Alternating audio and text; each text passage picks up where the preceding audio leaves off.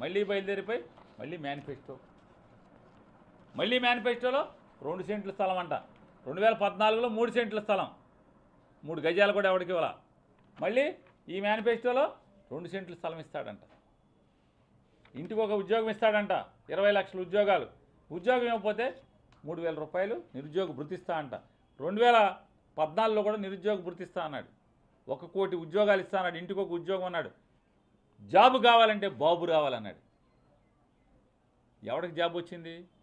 బాబు గారు కొడుక్కి జాబ్ వచ్చింది. ఈ రాష్ట్రంలో ఎవరికైనా వచ్చిందా? లోకేష్ బాబుకి తప్పితే ఎవరికైనా ఉద్యోగం వచ్చిందా? ఎవరికి రాలా, ఏ బాబుకి రాలా. జాబు కావాలంటే బాబు రావాలన్నారు, బాబు వచ్చాడు, ఎవరికి జాబు రాలా. నిరుద్యోగ భృతి రాలా ఎవరికి. ఈ రకమైనటువంటి దగా మాటలు, ఇవాళ ఇన్ని తప్పుడు హామీలు ఇస్తూ ఈ దొంగ మేనిఫెస్టోకి మోడీ గారు నా మద్దతు లేదన్నాడు.